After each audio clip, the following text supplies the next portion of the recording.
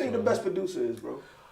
You can't really say best overall because if you really pull back the curtains, like the people you consider the best producers aren't even really producing. Because they got ghost producers. Yeah, they got people that they're bringing on because it's hard to stay up with the sound. You know, once you get like a huge mansion and you only go out to get lattes, you know, like, you know, your life and hunger level changed a little bit, so it's hard to really have your pulse on it. But I still get blown away by.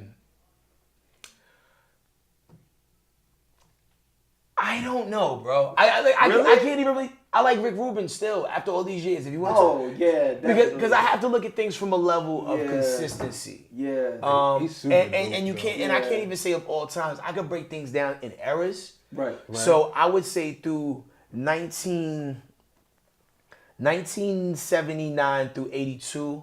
Whoever everybody over there was at Sugar Hill Records that was in there playing those jam sessions, making songs like The Message, like producing that for like Melly Mel and them. Which by far the Message is one of the dopest songs. That shit was like the 7, wasn't that like in the 7? Like, 81. It was like 81? Yeah. The Message, Grandmaster Flash is one of the dopest hip-hop songs in the fucking world. If you don't know what that is, go check that out. I listen to that shit damn near every day, but go ahead. And you should watch the video too. Oh my gosh. The video looks like it was shot in the hood. Yeah.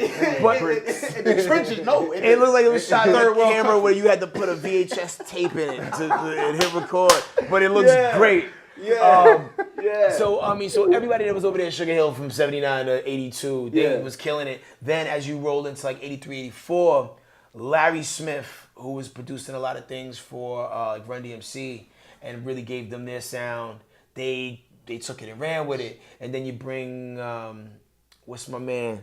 I think Larry Smith also produced like the first 2 Houdini albums that mattered. And if you listen to Houdini's first 2, those are the ones that made a huge splash. And it wasn't until I saw Houdini perform live for the first time about a year ago, it made me realize that Houdini is the most underrated.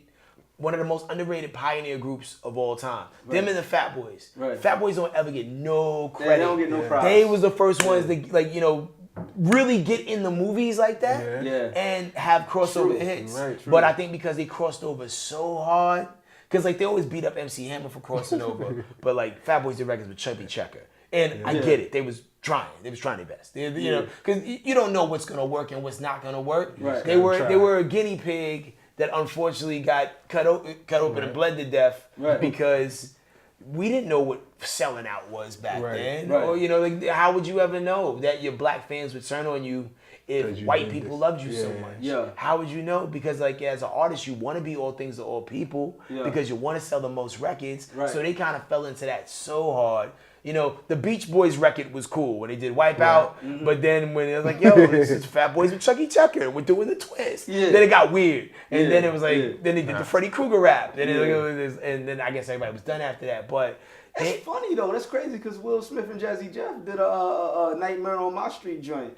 And it did numbers. It did. But the crazy thing is, they're operating around the same time the NWA is like dropping, right?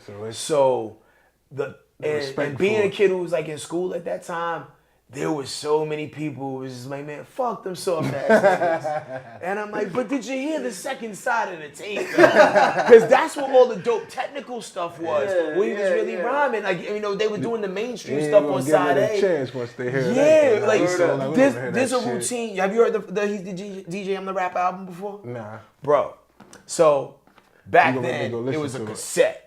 So side A was Parents Just Don't Understand, Nightmare on My Street, Brand New Funk, stuff like that. Side B was Jeff and Will doing routines. I never liked and it was Will Smith. Killing. He said I never liked Will. Yo, Summertime. Will be spitting those. Nah, man. Yo, Will the old Will, I think, man, not the new Will. Was not the even Will. What? Are you? I don't know, man. Sometimes I'm corny though. I ain't gonna front. I like that shit though. But you listen to anything. Yeah. Like, you really like you listen to a lot. I listen to like, Green Day. You got to be well seasoned just to kind of know what's out there. One of my favorite R&B singers is TQ, and nobody knows who he is. From LA, West Side. Yeah, West Side. That's my nigga. That's my shit. Forgot all about I play that shit today. I can't believe it. These niggas done shot my baby.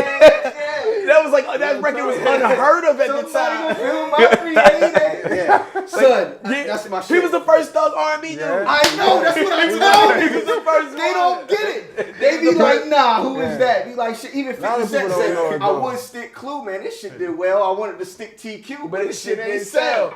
Yeah. Come on, nigga. That's me. I fucks with that shit. No, I remember when I first saw that video. Yeah. Because I saw the uncut version of the video because I think I had like a big video cassette that had like a bunch of things that a label had sent me that had like uncut version videos. So I'm like, I was reading my magazine and these niggas that shot my baby.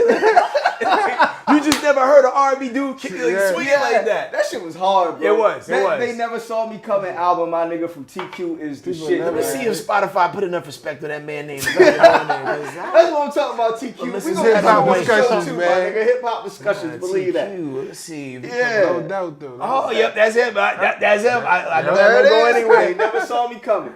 You know what I'm saying? So, man, look. Oh, he just dropped an album this year. Really? It's called Coming Home. Never Saw Me Coming Home. Oh, shit, man. It completes the cycle. They never saw me coming home. Wow. Yo, what is up with HeadKrack? This nigga is crazy.